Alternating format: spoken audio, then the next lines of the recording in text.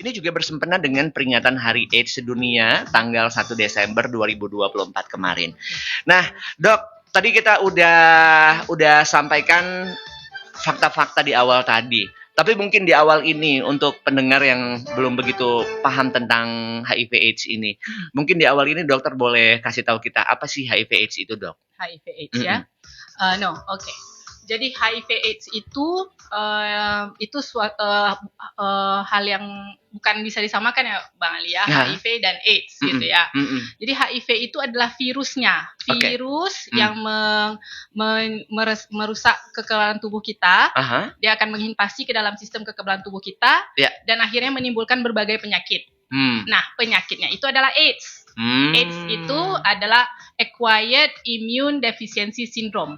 Itu suatu gejala banyak penyakit di dalamnya yang terjadi akibat dari infeksi virus HIV tadi atau virus Human Immunodeficiency Virus yang akan menyebabkan kekebalan tubuh kita menurun, akhirnya kita jadi sakit.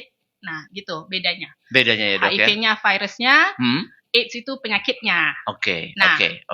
Jadi nggak bisa diitukan sama digabungin ya. Dia bukan HIV/AIDS. Oh, ya. Bisa berarti aja orang dengan HIV tapi tidak jatuh kepada AIDS. Penyakit gitu. AIDS bisa. Oh, jadi orang yang udah ada virus di tubuhnya belum tentu AIDS gitu, Belum Dok? tentu. Jadi tidak semua orang yang terinfeksi HIV itu disebut AIDS. Tapi semua yang AIDS pasti HIV karena penyebabnya HIV itu ya. Betul. Oke.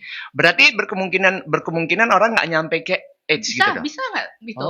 Bisa datang kayak orang biasa aja Bali, datang ke kita kayak hai gitu kan, nggak ada apa-apa masalah gitu. Ternyata di dalam badannya penuh dengan virus HIV. Oh my god. Ngeri juga ya. Betul. Mah, ini yang harus kita pahami nih, Kota. Nah, terus kalau misalnya orang yang AIDS itu berarti dia udah merasakan gejala-gejala seperti apa, Dok? Nah, pada pas awal-awal tahapan HIV itu, HIV ini saya jelaskan sedikit dulu ya Bang Ali ya. HIV ini dia suatu virus, dia masuk ke dalam darah badan kita dan dia itu menyerang ke sistem namanya sel T helper atau nama lainnya CD4, nama kerennya CD4. CD4 itu dia berurusan sebagai tentara dalam perang lah contohnya ya Bang Ali melindungi tubuh kita melindungi tubuh kita. Jadi kalau kita mau perang, CD4 inilah tentaranya. Nah, HIV ini dia masuk ke dalam darah kita, masuk menginvasi ke sel T helper tadi atau CD4 tadi, dihancurkannya. Dia masuk ke dalam bereplikasi diri, memperbanyak diri dulu awal-awalnya. Makanya awal-awal pasien yang sudah terinfeksi itu dia tidak bergejala. Karena ini baru proses dia mengreplikasi virusnya, baru mau beranak-beranak di dalam badan kita, contohnya kayak gitu. Jadi itu berlaku kurang lebih 3 sampai 6 bulan Bang Ali, dari sejak dia terinvasi.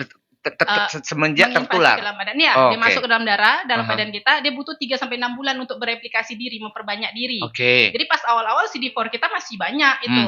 Tapi lama-kelamaan apabila sudah dia udah menang dibanding dengan CD4 ya, lebih banyak HIV-nya sama dari tentaranya CD4. kita tentaranya tadi. udah hancur nih. Nah, itulah nanti dia baru jatuh ke keadaan AIDS, baru dia bergejala. Nah, itu pun waktunya lama Bang Ali. Bisa dari 4 bulan tadi yang sejak dia terinfeksi sampai ke 10 tahun. Tidak bergejala. Oh, jadi biasa aja kayak biasa orang aja. Normal nih. Nah, nanti kalau dia sudah masuk ke AIDS, sudah ada gejalanya, baru itu setelah 10 tahun, 5 sampai 4 bulan sampai 10 tahun itu dia tidak ada gejala, di atas 10 tahun nanti mulai bergejala. Jadi bisa aja orang yang baru terinfeksi, kita baru tahu dia HIV-nya sekarang, itu harus dirunut ke belakang lagi sampai ke 5 tahun, 10 tahun ke belakang. Apa yang dilakukannya 5 sampai 10 tahun ke belakang. Oke. Gitu kan. Jadi banyak banget jadi paham nih. Jadi hati-hati kita jadi ya. hati-hati kita. Betul. Waduh. Bisa jadi aja you or me kayak gitu. Atau you. Tapi kan kita nggak bisa ngejudge orang begitu aja. Tidak. Nah, kita tahu kita HIV itu dengan melakukan apa, dokter? Cara penularannya berarti ya. HIV itu yang jelas ya, paling banyak penyebab penularan HIV itu of course daripada kontak seksual, berhubungan seksual, apalagi tanpa pengaman. Oke, itu nomor 1. Kemudian nomor 2, cara penularan yang kedua itu HIV itu lewat jarum suntik. Biasanya tuh kan pada pengguna nafza yang suntik ya Bang Ali ya, yang jarumnya samaan kayak gitu, atau bisa lewat transfusi atau transplantasi gitu. Bisa. Bisa Bang Ali. Jadi, transplantasi itu yang kayak pencangkokan ya, gitu kan? Betul. Transplantasi organ biasanya itu kan kayak donor ginjal gitu. Tapi kan zaman sekarang itu kan sudah canggih tuh dari ilmu medis kita. Jadi itu kan semua dilakukan screening. Steril dulu, screening dulu ya. Mau donor, mau transfusi itu kan semua dicek dulu semua, dicek dulu semua darahnya. Jadi kalau untuk yang sekarang itu aman. Gitu. Kemudian bisa penularannya itu dari ibu ke anak. Oh ya? Ibu hamil ke anaknya yang dalam janin itu bisa. Oh, jadi ibu hamil itu HIV, terus anaknya berkemungkinan. Betul kayak gitu. Jadi intinya yang paling banyak sebenarnya nomor 1 6 hingga 10 kali lipat bisa menularkan itu adalah hubungan seksual. Itu nomor 1. Berarti hubungan kelamin. Betul. Iya kan? Betul. Silaturahmi kelamin. Yang halal loh. Iya. Halal. Yang halal. Tapi banyak sekarang kayak non halalnya ya. Nauzubillah min dzalik, astagfirullahaladzim. Oke, nah dokter, kalau misalnya kita untuk melakukan, kita tahu nih kita terinfeksi atau enggak, itu perlu nggak kita lakukan pengecekan atau gimana kita bisa tahu? Kan karena nggak ada gejala kan dokter bilang tadi kan. Jadi seringnya kalau yang sekarang itu di rumah sakit itu seringnya terjaring malah. HIV itu seringnya terjaring. Oh ya? Karena kita datang, pasiennya datang dengan batuk lama contohnya kan. Sekarang ini kan program pemerintah nih bagus Bang Ali dia buat. Jadi karena dia tahu ini banyak HIV ini tidak bergejala, dibuatnya screening lah dari pemerintah. Jadi kalau di rumah sakit itu semua pasien yang terinfeksi TB, positif TB harus dicek HIV. Ceknya tuh mudah aja Bang. Emang ada hubungannya TB sama? Ada kan. Tadi kan tentara tuh kan TB itu TBC ya, Mita Kota? Ya, tuberkulosis, TB paru. Jadi kan kalau pada TB itu kan karena daya tahan tubuh yang rendah, makanya kita bisa terinfeksi TB. Kuman TB itu sebenarnya kita di Indonesia nih udah kuman TB ada di mana-mana. Cuman karena kita punya daya tahan tubuh yang bagus, kuman TB itu tidak terinfeksi sama kita. Kayak gitu. Jadi kita bisa melawan kuman TB itu. Ada CD4 kita yang tinggi. Ada tentara tubuh kita itu tadi yang dokter bilang. Untuk yang melawan kuman TB tadi. Nah, pada pasien yang HIV kan kumannya udah tentaranya sudah habis Bang Ali kan. Jadi terinfeksilah dia TB. Dan besar kemungkinan ya terinfeksi juga dia HIV. Oh, jadi dibuatkan screening ke situ juga. Betul. Jadi semua pasien TB akan di screening HIV. Semua ibu hamil di screening HIV. Sekarang itu udah program pemerintah. Kemudian semua yang mau menikah di screening HIV. Iya dong. Kasihan kan istrinya ya dok. Betul. Semua yang mau tindakan operasi juga di screening HIV. Jadi dari situ terjaring lah jadinya banyak. Enggak, cuma istrinya yang kasihan, cowoknya juga sih ya. Siapa tahu istrinya yang bawa. Sebagai perempuan emansipasi wanita, penyebab terbanyak biasanya dari laki-laki loh. Enggak juga ya, perempuan berkemungkinan nggak sih? Asik. Ya bisa sama aja. Jadi ada screeningnya, berarti ada tesnya dok? Ada, tesnya tuh sama kayak tes rapid biasa Bang Ali. Mudah aja, pemeriksaan cepat, gratis dari pemerintah. Dia teknisnya gimana? Cuma tusuk jari? Tusuk aja kayak kita cek waktu kita cek COVID dulu. Kayak gitu. Tusuk dulu hidung dong? Enggak, dari darah dia. Dari darah. Berarti ambil kayak cek darah gitu. Betul, cek darah. Sebentar aja. 5 detik udah selesai sebenarnya. Dapat hasilnya. Cuman ini sekarang mau datang ke rumah sakit untuk periksa sukarela itu ya enggak ada. Tapi kan aku belum berhubungan. Ya kita harus mawas diri aja sebenarnya. Ya kali-kali dok, dari jarum suntik ya kan pernah disuntik ya dok ya. Bisa, tapi kalau jarum suntik rumah sakit kan dia sekali pakai Bang Ali. Iya kan kita nggak tahu dok, suntik di bidan misalnya, ya kan. Bisa. Nah, berarti kita boleh nggak cek mandiri gitu dok? Sangat boleh Bang Ali, sangat dianjurkan. Apalagi kalau kita sadar diri aja, kita mawas diri aja. Kalau kita termasuk dalam kelompok yang beresiko tadi, kita cek aja secara sukarela. Kami di awal Brosamat Yani ada loh Poly-VCT. Poly-VCT itu khusus untuk yang kita mau datang sukarela, kita cek sendiri. Ada tersedia tuh layanannya di Ahmad Yani. Bypass gitulah ya. Awal Brosamat. Ya, cepet dan ya. Polinya itu dia khusus, dia tidak gabung sama poli yang lain. Jadi kerahasiaan itu dijaga. Nah, Mita Kota. Eksklusif sendiri dia. Betul. Karena ini juga untuk keselamatan diri. Dokter bilang tadi di awal-awal HIV emang nggak ada gejala, tapi 10 tahun kemudian bisa jadi orang yang pesakitan banget. Betul. Nah, jadi dok mahal nggak tesnya? Pasti mungkin Mita Kota pada nanya nih. Gratis banget. Oh gratis. Gratis. Tuh nggak ada alasan kalau gitu itu untuk dari nggak cek. Pemerintah gratis pemeriksaannya. Paling cuman bayar untuk barang habis pakainya ya. Kan mungkin juga kan kayak kapas alkohol. Menjadikan hidup lebih baik. Masih bersama dengan Rumah Sakit Awal Bros Ahmad Yani. Dan di studio Barabas FM kita juga masih bersama-sama dengan Dr. Yuyu, dokter spesialis penyakit dalam dari Rumah Sakit Awal Bros Ahmad Yani ya. Jadi kita masih bersempena dengan peringatan Hari AIDS Sedunia tanggal 1 Desember 2024 yang mengangkat tema hak setara untuk semua.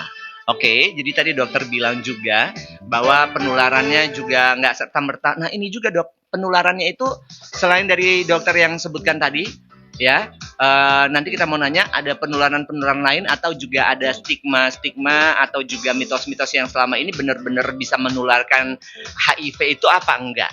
Tapi kita mau undang juga nih pendengar Barabas untuk juga bisa berpartisipasi.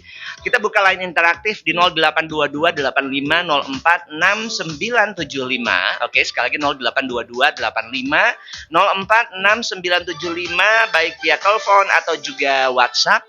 Bisa telepon dari segmen sekarang atau juga bisa bertanya melalui live comment. Kita live TikTok sekarang nih kata live TikTok Barabas. Jadi bisa ditonton sekarang kali-kali kan. Udah nggak dengerin radio lagi, bisa pakai handphone aja buka aplikasi TikTok. Cari Barabas 975 FM, kita live di sana untuk obrolan yang penting ini. Oke, nah dok tadi aku udah spill di awal. Yang mau ditanyakan itu adalah, apakah mitos-mitos yang selama ini banyak beredar? Seperti misalnya kita deket sama orang yang HIV AIDS, atau yang HIV itu bisa ketularan sama kita, atau bisa menularkan ke kita. Atau hanya dengan menatap matanya saja, apakah sudah bisa menularkan atau seperti apa dok? Nah, itu yang harus kita aware ya. HIV ini tidak ada cara yang lain untuk bisa dia menginfeksi ke dalam ke dalam badan, kecuali lewat satu darah. Yang kedua cairan tubuh. Oke. Cairan tubuh. Oh. Jadi kayak yang tadi lah kalau kita berhubungan kan ada cairan dari vagina, maaf ya, cairan dari vagina, cairan dari air mani kayak gitu. Nah, itu dari situ dia bisa. Yang kedua, ya dua. Kalau itu dok, ciuman air liur? Tidak, mau segalon air liurnya, itu tidak bisa dia karena air liur bukan tempat media untuk HIV bisa menginvasi ke dalam badan. Cuman lewat darah, cairan tubuh yang seperti cairan vagina dan cairan dari air mani, dan dari air susu ibu. Oh, dari susu ibu ya? Gak ada masalah. Ini kita sepiring berdua bareng dengan pasien HIV. Gak ada masalah, gak akan kena kita. Kecuali kalau kita ada luka ya. Dalam mulut kita nih ada yang luka. Dari HIV-nya pun pasien HIV-nya ada luka. Nah dari situ bisa. Oh harus sama-sama gitu. Luka? Harus yang terluka. Karena dia harus lewat media darah Bang Ali. Kalau lewat dari sendok atau dari sedotan itu gak bisa. Nggak bisa. HIV itu dia harus virusnya tuh cuma bisa hidup dalam darah tadi Bang Ali. Kita buka dia ke alam bebas. Mati dia langsung kayak gitu. Oke.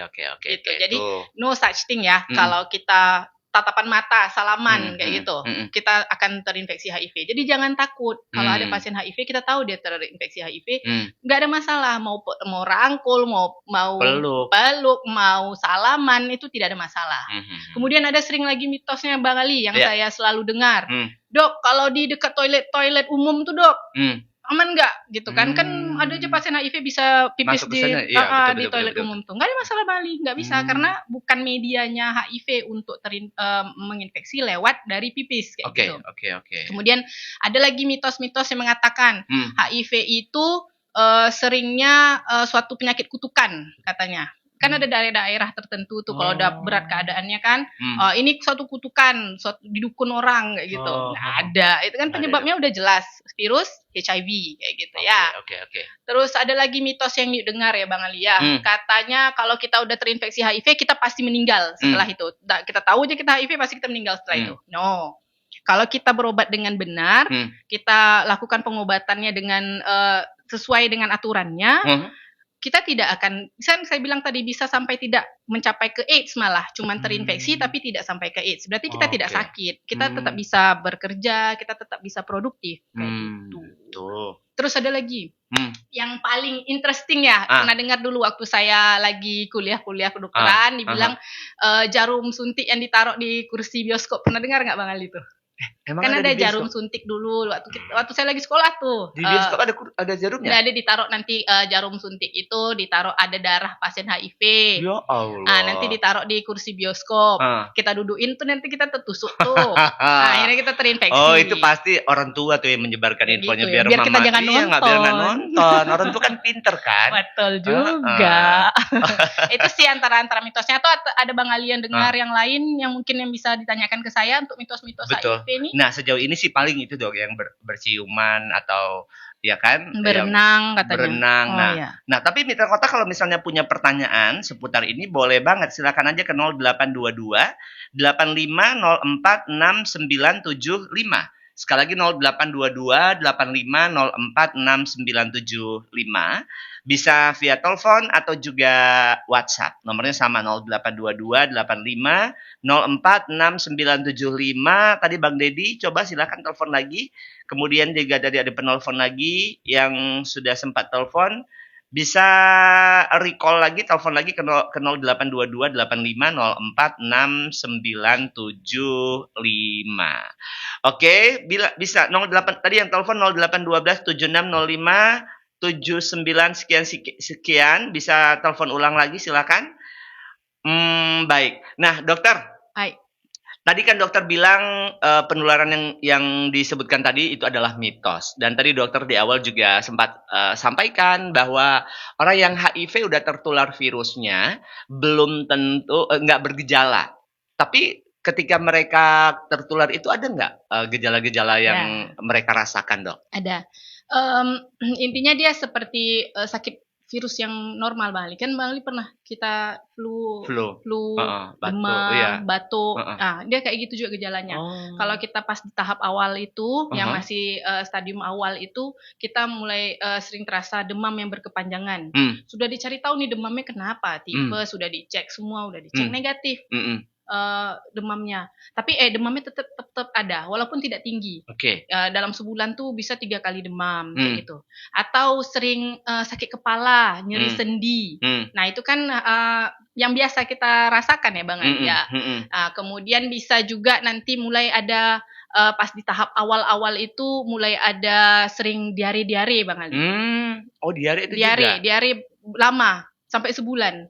Sering pasien saya datang tuh dia datang kan, muka ganteng, bentuknya kayak well educated gitu kan, datang ke rawat inap sudah sebulan buang air besar encer, tapi hilang timbul.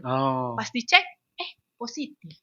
Ya ampun. Kayak gitu. Dia gejalanya gejala yang biasa-biasa aja pas di awal-awal Bang Ali. Yes. Jadi nggak bisa kita langsung dokter tuh pun kalau dia datang pasiennya ke dia. Cuman dengan kondisi cuman demam dok seminggu nggak akan bisa sebulan nggak akan bisa dokter tuh langsung membilangkan ini kayaknya HIV lah, nggak bisa kayak gitu juga. Harus dites ya dokter. Harus dites. Wow, ini sudah ada penelpon Bang Dedi di ujung telepon yang kemarin titip untuk tema ini kita bahas. Halo, selamat siang Bang Dedi. Selamat siang Ali. Iya, silakan Bang Dedi mau tanya apa? Ada feedback, dokter. Bisa dikecilin dulu nggak itunya volume radio atau gadgetnya? Selamat siang dokter. Selamat siang Pak. Mau tanya nih dok. Gimana Pak Dedi? Orang terkena sifilisan itu bisa dikategorikan HIV dok. Oke, bagus Soalnya pertanyaannya. dia udah 3 kali nih kena dok. Saya kasih dia obat. Entah apa namanya tuh, tapi toko obat tuh tahu tuh. Besar obatnya dok. Entah antibiotik, entah apa. Saya kasih itu hilang dia. Ya, sifilisnya hilang ya. Muncul lagi. Iya, hilang dia. Muncul lagi. Habis itu dia jajan lagi. Jajan apa? Kena lagi. Ciki. Oke, bagus pertanyaan Pak Dedi ya. Ada lagi Pak Dedi? Nggak ada dok, habis dok. Satu itu aja. Makasih Bang Dedi di Jalan Dagang. Oke. Yuk. Untuk menjawab pertanyaan Pak Dedi itu, sifilis yang berulang. Sifilis ini masuk ke kategori infeksi menular seksual. Berarti kan kalau terjadi berulang-ulang berarti kan udah sering tuh terjadi infeksi ini, berarti sudah sering seperti tadi dibilangnya jajan. Nah, jajan kalau dalam tanda kutip ya. Ya betul. Jajan yang tanda kutip ini adalah masuk dalam golongan orang yang beresiko untuk terkena HIV. Bisa jadi iya HIV, bisa jadi tidak. Tapi intinya sebelum terlambat stoplah jajan-jajannya, biar infeksi menular seksualnya pun tidak berulang terjadi dan HIV tidak terkena. Tapi saran saya untuk yang bapak yang tadi jajan-jajan tadi, yang sering terkena sifilis tadi, saran saya dilakukanlah screening HIV secepatnya. Oke. Gratis kok kata dokter Yuyu. Gratis. Ke Awal Bros aja. Betul. Datang kapan bisanya, Dok? Kapan saja. Jam kunjungannya 8 sampai jam 2. Jam 8 sampai jam 2. Datang ya Bang Dedi. Gratis kok Bang Dedi. Bayar parkir aja paling kalau di sana. Betul. Atau parkirnya sebutnya nama Yuyu. Atau enggak usah parkir di jalan aja. Jangan. Marah kita nanti. Nggak boleh ya, bercanda ya Bang Dedi ya. Oke, terima kasih Bang Dedi. Ini juga sudah ada yang tanya dari akun di TikTok, dokter. Pak Alex di Marpoyan. Pak Alex di Marpoyan, jika anak saya terindikasi AIDS, bisakah pengobatannya menggunakan BPJS? Oke.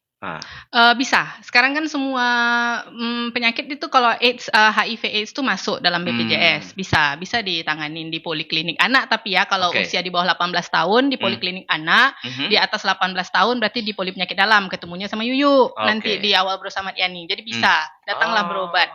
Tapi memang mungkin Yuyu nggak tahu ya, dari yang Pak Alexnya anaknya sudah dilewat proses screeningnya sudah atau belumnya, Yuyu nggak tahu. Jadi bagusnya di screening dulu, temuinlah dokter anak yang di rumah sakit biar ditelusur lagi semua. Pokoknya intinya bisa kata dokter Yuyu. Bisa. Oke. Ini ada yang bergabung di line telepon lagi. Coba kita sapa dulu dokter. Oke. Halo, selamat siang.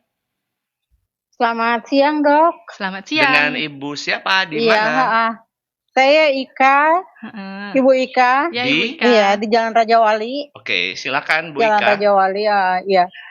Saya mau nanya nih, Dok, kalau misalnya tanda-tanda penyakit AIDS itu apa ya, dan gimana cara pengobatannya? Kemudian kalau dia kawin cerai itu bisa kena AIDS nggak ya? Oke. Iya, terima kasih, Dok. Terima kasih Bu Ika ya. Bu Ika, makasih pertanyaannya. Kawin cerai banyak dong istrinya langsung stres Yuyu dengarnya. Ya. Jadi kalau gimana? untuk kayak tadi bilang gejala awal seperti biasa kayak kita flu-like syndrome gitu. Demam, cuman batuk. Pas gejala awal ya Bang Ali ya. Ini pas awal-awal mencret, kemudian nyeri sendi, ada sering sariawan. Nah, itu tuh gejala awal pada HIV. Kemudian tapi janganlah semua generalisir. Generalisasi. Jadi kalau nampak aja orang udah demam-demam nih HIV nih, enggak gitu. Kan dia ada itunya kelompok resiko tingginya. Apakah kita termasuk dalam tapi kelompok memang resiko misalnya tinggi? penyakit yang paling deket sama itu. Tadi kan dokter bilang TB nih yang sekarang jadi program pemerintah. Jadi harus dites HIV juga. Betul. Nah, selain itu Dok, selain TB Dok? Ada lagi yang namanya meningitis Bang Ali. Apa itu, Dok? Kayak radang di selaput otak. Nah, itu tuh kayak pasien datang dengan kejang-kejang berulang, dicek semua normal, dari hasil CT scan-nya normal, tetapi pas dicek HIV-nya positif, itu bisa kayak gitu. Tapi itu udah yang masuk di stadium akhir, stadium 4 yang udah ada secara keseluruhan, seluruh tubuhnya udah ada nampaklah gejala-gejalanya. Pas di awal-awal tidak ada gejala, kemudian paling kalau udah setelah 5 sampai 10 tahun mulai ada demam-demam, mencret, itu yang paling sering sekali. Sariawan, luka-luka di kulit Bang Ali. Kayak ruam-ruam di kulit gitu. Ruam itu gimana sih? Merah-merah gitu di kulitnya kayak gitu. Bintik-bintik di kulitnya kayak gitu. Bukan. Dia gini aja, kalau di HIV itu kita harus tahu kita nih masuk kelompok berisiko enggak. Mungkin dia harus kasih tahu yang masuk yang kelompok resiko itu yang mana tadi yang pekerja seks komersil seksual mungkin. Ya, pekerja seks yang mau perempuan maupun laki-laki. Kemudian kalau yang laki-laki sama laki-laki, sekarang kan banyak tuh Bang Ali. Yang itu juga sesama masuk. jenis ya. Betul. Masuk yang kelompok resiko. Kemudian yang apa lagi? Kalau perempuan sama perempuan? Bisa jadi Bisa juga jadi ya? sih. Pokoknya LGBT ya? Betul, Oke. LGBT, Oke. pekerja seks, apalagi kita tidak memakai pengaman saat melakukan hubungan. Kemudian yang melakukan apa tuh Bang Ali? Kayak jarum suntik nafsa ya kan. Terus ini tindik, tato, Waduh. akupunktur, bekam yang tidak Akupunktur. steril. Tuh kan. Jadi kalau kita mau lakukan yang ini kayak bekam atau tindik atau tato, pastikan tempatnya itu steril. Yang dipakai jarum sekali pakai buang. Oke. Dan orang yang melakukannya itu memang Profesional, berkompetensi iya, ya. iya. Jangan asal bekam aja gitu. Karena itu kan pakai jarum Bang Betul, Ali. Nah, betul, itu betul. kalau kita masuk dalam kelompok beresiko itu, nah waktu itulah kita baru screening diri kita. Kalau kita merasa maksudnya. betul. Gratis kok kata dokter Yuyu. Gratis. Oh, iya, kan harus ditekankan tuh. Betul. Iya kan? Gratis. Gratis aja kadang males banget orang-orang Nah, kan. yang kawin cerai itu tadi ya, kalau kawin cerai ini beresiko nggak dok kata dia? Enggak lah, intinya sebenarnya kan siapa dulu yang kita nikahin, siapa dulu yang kita kawinin Iya. gitu. Tapi kan kalau kawin dokter bilang juga kan ada screening ya. Nikah mau ya, nikah. catin. Iya. Calon pengantin itu semua ada screening untuk HIV. Tapi kadang-kadang bandel, nggak Oh, iya? mau datang untuk cek screening. Tapi bisa tetap nikah. Sebenarnya kalau sekarang nggak bisa lagi. Nggak bisa lagi. Nggak bisa. Itu masuk dalam syarat untuk nikah. Kayak Tuh. gitu. Oke, syukur deh pemerintah sekarang lebih Lebih ini aware ya, dia, lebih udah peduli. Betul. Aduh, bagus banget. Oke, nah dok, nah sekarang kan kita udah ngomongin tentang gejala, kemudian pencegahannya juga dokter udah bilang karena penularannya kita udah sama-sama tahu ya dok ya. Tapi kalau misalnya orang-orang yang sudah HIV atau udah AIDS, apa yang sebaiknya mereka lakukan dok? Kalau sudah HIV ya, ini sudah yang itu. Saran saya itu pengobatannya. Dia kan pengobatan HIV ini dengan antiretroviral namanya, ARV. Oke. Itu dari pemerintah juga gratis. Oke, tidak bayar. Pemeriksaannya juga gratis. Jadi kalau yang sudah terinfeksi, secepatnya melakukan pengobatan. Dan pengobatannya itu seumur hidup Bang Ali. Oh. Tidak bisa putus pengobatannya obat. gimana? Repot? Harus Enggak, dirawat? cuma makan obat, enggak perlu dirawat, datang ke poliklinik, ambil dapat obatnya sebulan. Nanti makan tiap hari Bang Ali, tiap hari. Dan katanya minum obat itu harus di jam yang sama setiap hari. Setiap hari di jam yang sama. Kalau kita memilih malam sebelum kita tidur kita makan obat itu, tiap malam kita makan, jangan sampai putus. Kalau misalnya putus Tuh virus yang tadinya udah teler-teler, udah mau meninggoy virusnya dalam badan kita, hidup lagi dia, bangun lagi dia, kayak gitu. Jadi makanya pengobatannya itu harus benar. Harus rutin, tidak putus. Oke. Ya, kalau virusnya tidak ada, kan CD4 kita naik lagi Bang Ali, tentara kita banyak lagi untuk lawan tentara tubuh kita. Jadi kan kita bisa melawan lagi infeksi. Sebenarnya yang ditakutkan nih infeksi bukan HIV-nya yang menyebabkan kematian, tapi infeksi lain yang disebabkan oleh menurunnya daya tahan tubuh kita. Misalnya ke ginjal kita, ke hati kita. Betul. Gitu ya, Jadi gini Bang Ali, kalau kita taruh makanan di atas meja, itu kan lama-lama dia berjamur ya. Kenapa dia kalau masuk ke dalam mulut kita tidak ada jamur dalam mulut kita? Kalau kita makan itu kan berhari-hari kadang-kadang entah pakai acara nggak gosok gigi bagai ya kan, ada nempel di situ. Tapi mulut kita nggak berjamur kan Bang Ali, karena kita punya CD4 tadi, kita punya tentara melawannya. Nah kalau kita tidak punya tentara tadi, CD4 tadi kita tidak punya, rendah sekali CD4-nya, mulut kita tuh akan berjamur, putih-putih lidah kita jadinya. Berarti langsung kena ke kita. Kena ke kita. Nah, yang kayak gitu-gitu tuh yang bikin malah menyebabkan kematian, bukan HIV-nya. Oke. Kayak gitu. Dengan pil retro apa tadi dok? Antiretroviral. Antiretroviral itu ARV.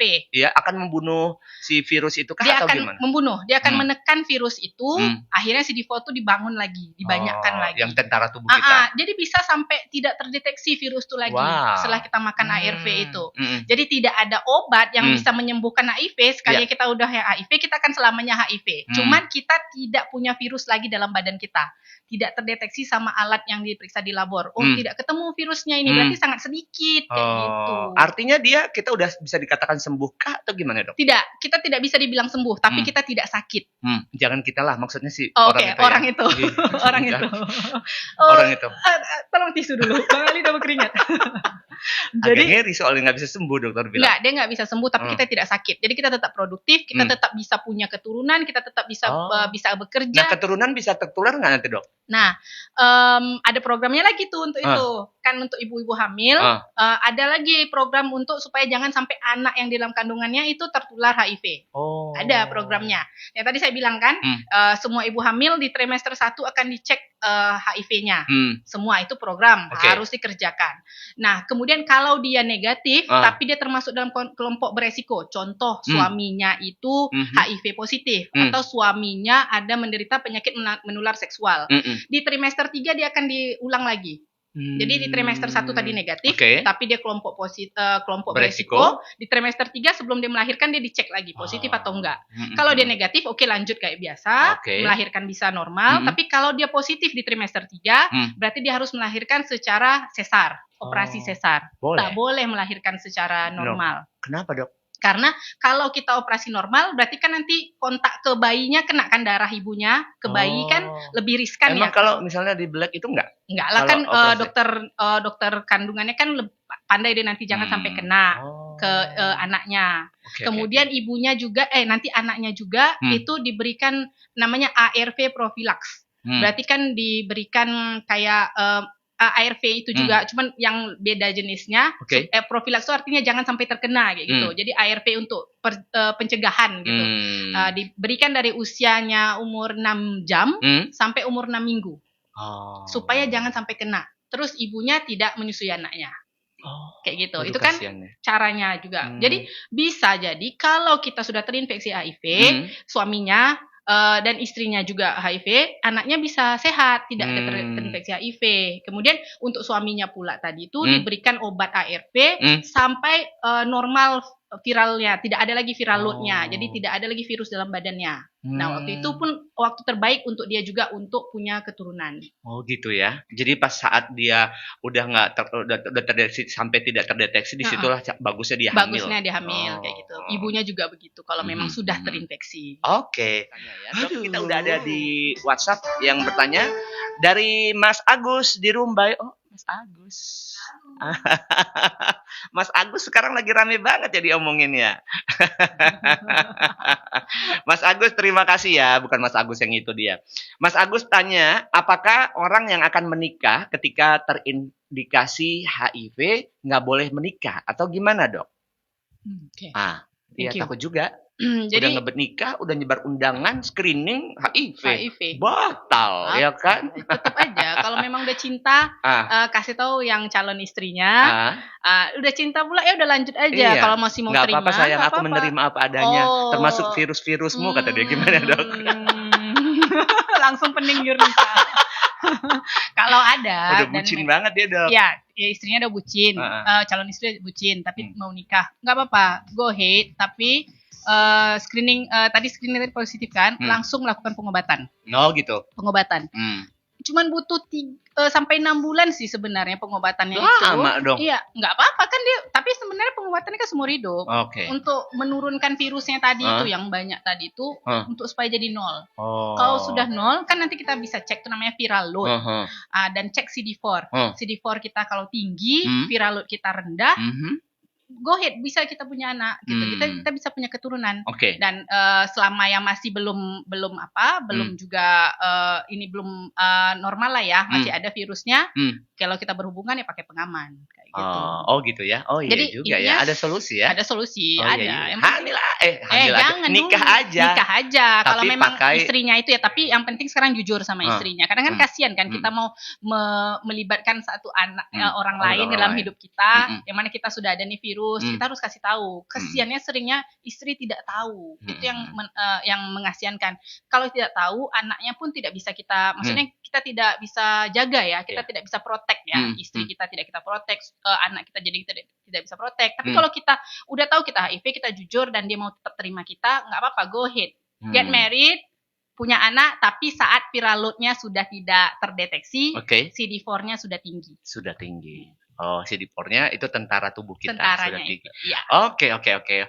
Makasih banget dokter udah segmen terakhir. Tapi satu lagi dokter, tadi dokter udah jelasin tentang pengobatan untuk yang HIV. Tapi yang udah AIDS gimana, Dok? Kalau udah AIDS itu beda lagi dia Bang Ali. Tetap aja ARV tadi tetap dilanjutkan. Tapi kalau dia sudah dalam kondisi yang berat, contoh dia dengan TB dan gagal nafas, nah itu pengobatan TB-nya pun bersamaan dilakukan. Atau dia sudah ada kayak parasit tokso dalam di otaknya gitu. Jadi kalau itu nanti toksoplasmosisnya pun diobatin juga. Jadi yang inilah namanya infeksi oportunistik. Orang infeksi yang mengambil kesempatan dalam keadaan pasien yang sedang rendah daya tahan tubuhnya. Nah, itu ada parasit, ada jamur, ada apalagi virus yang lain. Kadang ada bisa sampai kanker Bang Ali. Karena daya tahan tubuh sedang rendah jadi kanker kulit jadinya. Itu akan ditanganin oleh dokternya secara tersendiri juga. Sambil ini ARV tetap lanjut. Dan itu bisa BPJS. Bisa. Kalau udah dengar BPJS kan tenang. Oh iya, ya bisa. Kan? Bisa. Obat gratis. Obat gratis. Apalagi pelayanan untuk kanker di Rumah Sakit Awal Bros. Wah, tepuk tangan dong untuk Rumah Sakit Awal Bros. Jadi pusat kanker di Riau ya. Betul. Jadi pusat kanker di Riau. Oke, dokter, ada lagi yang mau disampaikan terkait obrolan kita, Dok? Himbauan juga ini bersempena dengan peringatan Hari AIDS sedunia tanggal 1 Desember 2024 kemarin. Apa nih yang mau disampaikan, Dok? Oke, mungkin pesan yuk ya untuk masyarakat secara umum. Yeah. Yuk minta untuk masyarakat umum yang pertama itu edukasilah diri sendiri dulu. Kita punya pengetahuan tentang ini, jadi kita tidak punya stigma lagi dan kita tidak mendiskriminasi pasien-pasien yang dengan HIV. Jangan dijauhkan, malah dirangkul kayak gitu ya.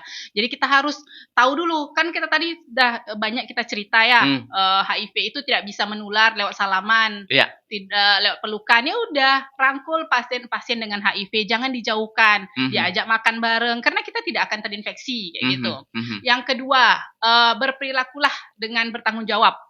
Bagi yang belum terinfeksi. Artinya kalau kita sudah menikah, tetaplah setia sama pasangan kita. Kalau kita belum menikah, janganlah dekati namanya seks bebas kayak gitu. Tidak dekati narkoba, tidak mabuk-mabukan. Itulah berperilaku secara bertanggung jawab. Ini bagi kita supaya jangan sampai terinfeksi. Kemudian yang ketiga, bagi yang yang sudah terinfeksi, saya minta tolonglah berobat secara rutin. Berobat kita secara rutin, jangan pernah bosan, jangan sampai putus obat kita kayak gitu. Jadi supaya kita bisa putuskan mata rantai HIV ini. Kita di Indonesia kita punya cita-cita. Indonesia dan dunia kita punya cita-cita. Tahun 2030 HIV ini harus tereliminasi. Oh, gitu dong. Ya, betul. Artinya hilang gitu. Hilang, tidak ada. Jadi kalau orang dengan HIV tetap HIV aja, tidak sampai ke AIDS kayak gitu. Jadi kalau dia dengan HIV dia cuma makan obat seumur hidup sudah kayak gitu. Aman. Tapi dia tidak menularkan ke orang lain. Itu yang kita harapan kita di Indonesia ini. 2030. 2030. Indonesia 6 dan tahun lagi ya. Betul. Jadi saya sangat ingin itu tercapai. Cita-cita itu tercapai. Amin. Jadi kita harus sama-sama masyarakat secara umumnya, kemudian dari kita tenaga medisnya juga, dan jangan orang yang terinfeksinya juga. Sama-sama kita bekerja sama agar dunia ini tidak ada HIV. Amin.